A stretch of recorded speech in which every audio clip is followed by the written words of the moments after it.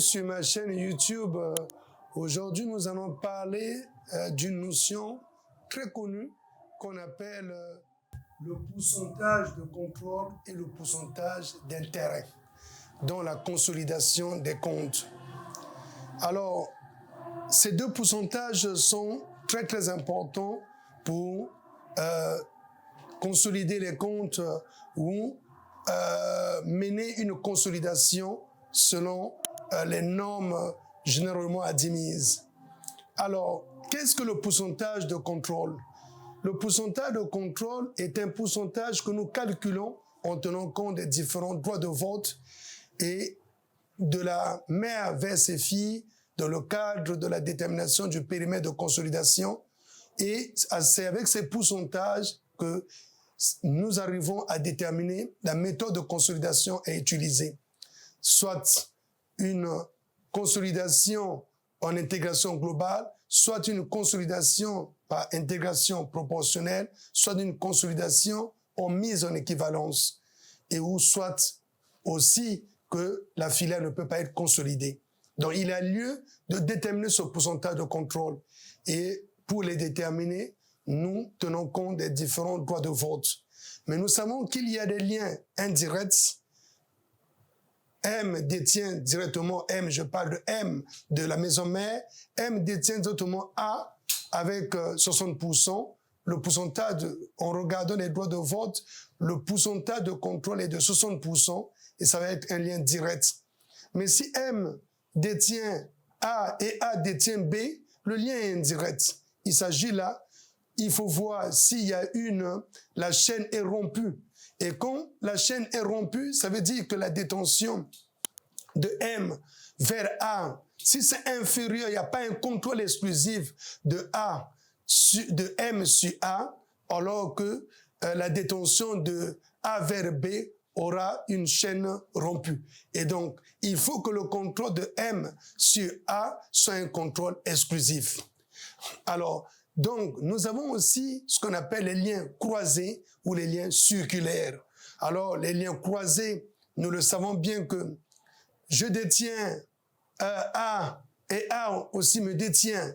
Alors, il s'agit d'un lien croisé, mais le lien peut être circulaire. Je détiens A détient B, et B détient, exemple, directement moi. Où il s'agit là d'un lien circulaire. Mais nous avons plusieurs liens parfois réciproques qui appellent à une bonne détermination du pourcentage de contrôle. Parce que si nous ratons le pourcentage de contrôle, notre consolidation aura du mal puisque on va aussi rater les méthodes de consolidation. Alors nous risquons d'être en mise en équivalence ou en proportionnel alors qu'on est réellement en intégration globale et en intégration en contrôle exclusif dans l'intégration globale. Donc, pour ceux qui ont du mal, vous pouvez vous référer à mon livre édité aux éditions Lamaton sur les fondamentaux de la consolidation, parce qu'à l'intérieur, il y a beaucoup d'exemples sur la détermination du périmètre de consolidation.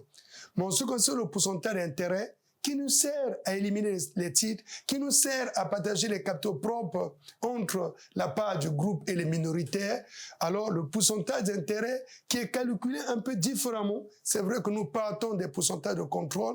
Pour savoir comment déterminer le pourcentage d'intérêt, si je donne un exemple, M qui détient A à 60% et A détient B, A détient B directement à 40%, et nous avons aussi M qui détient B à 30%, le pourcentage d'intérêt de M vers A, il s'agit très bien de 60%, mais le pourcentage d'intérêt de M vers B, on aura d'abord les 30% en direct, plus les 60 multiplié par les 40. C'est-à-dire que 60, le lien qui va de M vers A, et 40, le lien qui va de A vers B, on va les multiplier. Ce qui nous fait réellement, on en va avoir les 30 et on va avoir les 60 multipliés par 40 qui nous font 24%. Donc, au total, on a 54%. Et donc, le pourcentage d'intérêt de M vers B sera un pourcentage d'intérêt de 54%.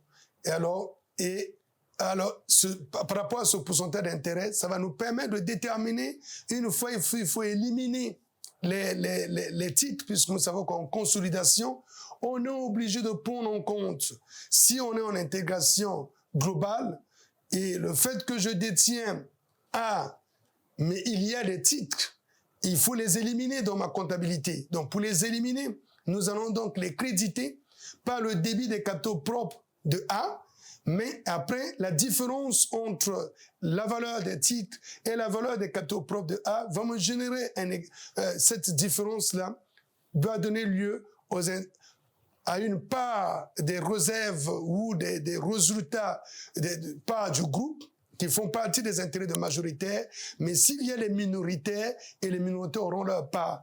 Donc le pourcentage d'intérêt nous sert réellement à éliminer les titres et à repartir les capitaux propres ont les majoritaires et les minoritaires si on existe. Par exemple, en intégration proportionnelle, on n'aura pas les minoritaires parce que nous sommes en proportionnel. Donc aussi, ça c'est très nécessaire pour nous de maîtriser le pourcentage de contrôle et d'intérêt pour mener à bien notre consolidation. Alors voilà ce que je tenais à vous dire et je dis merci à tous, merci de m'avoir suivi.